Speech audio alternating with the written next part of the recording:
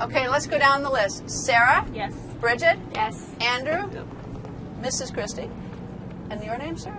Chris Christie. Chris Christie. Okay, all right, let's get some. And Sarah, how old are you? I'm 19. And that places you in college? Yeah, sophomore at University of Notre Dame. Studying what? I'm in the business school. Haven't declared a major yet, but probably marketing or management consulting. And then I have a double in American Studies as well. So. Bridget, how old are you? I'm 12. So what grade is that? I'm in 7th grade. What do you want to do? Do you have any idea? I have no idea. have you eliminated anything?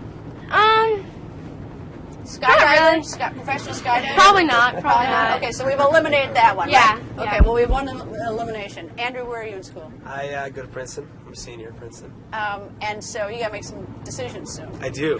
Haven't made any of them yet. None? But I'm getting there. So have you eliminated skydiving? I've also eliminated professional skydiving. All right, that'd probably be a waste with all that Definitely. money at Princeton. Yeah, I don't think you'd be very happy. they would with not it. be happy at all. You would not be happy? No. Not at all. Maybe recreationally we could do it one time. All right. Go for it. I'm not happy with that either. No, I know. He's not. He's very post.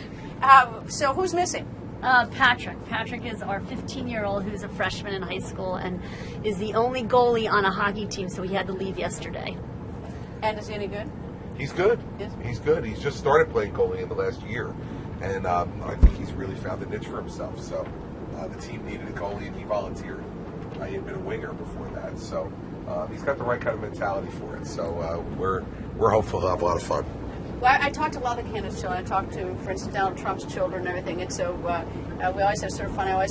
One of the questions I want to know is who's the disciplinarian in the family? So you got the two sitting here. Like if you had a grade you didn't want to tell, what would you do with? Let me start with you. Which parent would you prefer to tell that to? I'd probably prefer to tell my mom first. She can kind of, warm my dad up for it, Right. and then I can tell him. But it's never too challenging. But I would probably go to my mom first. How about you, Bridget? Yeah, probably my mom. I think you'll find consensus on this one. Really? I'm a softie. So I wouldn't say she's a softie. I would just say she's a little softer. Really? Okay. I used to play my parents a little bit. Like I like one off the other. My father was always very easy. I mean, you don't know how to work him over. We've gotten better with time. Really? You got better time? Did you know this? Yeah. Yeah. Yeah, I did. Listen, I'm everybody plays a role in the family, Good. right? So I'm the enforcer. And that's just a decision that, Mary Pat and I made. So. In my family, it's the other way around. We were always sort of like, we didn't want to tell my mother. My father was always the easy touch. Now, this was not personality driven. It was like a conscious choice on our part, I think, There you go.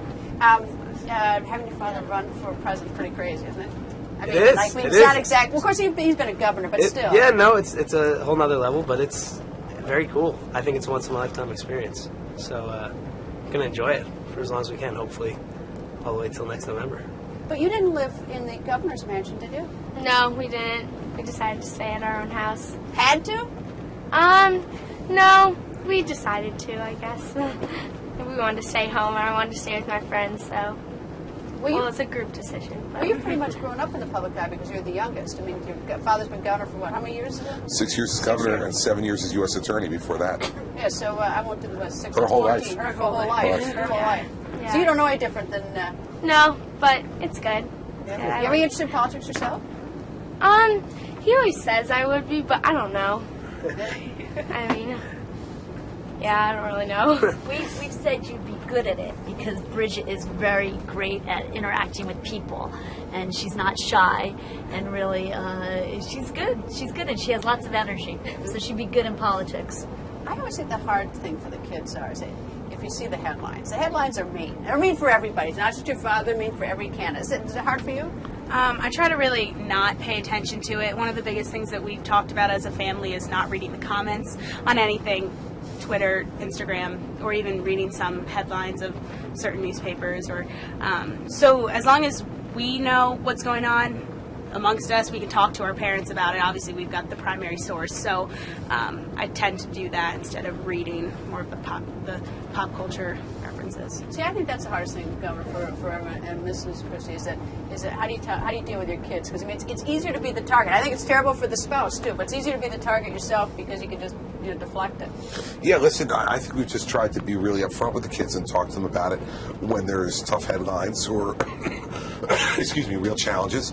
But I think the biggest key is what Sarah said. She's got the primary source. So if she sees something, she wants to know what the real story is, she picks up the phone and calls and we talk. For you, is it hard? You're the oldest. No, I've definitely gotten used to it. It's not very difficult anymore as the headlines have grown over the years. And I think the point about calling is totally accurate. I do that all the time. If I ever see something, I'm like, I don't know about that. And then I call him. Typically clears it up within 2 minutes. and then I go back to the source and kind of Bridget, what's the best political advice you've given your father? I don't really know if I've given him any political advice. Given him any advice on this campaign? I don't know. Have I? Yeah, you told me just to be myself. Yeah, I guess. And the two youngest have also told Chris not to worry about them because we are away so much. And they're like, you just do what you have to do. They've been incredibly understanding and supportive. I was always so glad my parents were away. I don't know. Maybe I'd check that one out if I were you. Yeah. I would just double check that one. That's a fair point, Greta. I think about you sure look like they're lovely, like they behave. I don't mean anything. They're good kids. But they are good kids. So, any thoughts in terms of what if he becomes president? Is he going to change your lives at all? Oh, 100% change our lives. We would, to be the president of the United States and family would just, the rest of your life is different. But it would also be like a huge honor. And, I know he's working hard and I think that he has the right ideas and I think he would be a great president. And so if that were to happen, it'd be another adventure and, we'd be ready for it. It'd be great. You've been in the public eye because your father's been governor, but you have state troopers around all the time.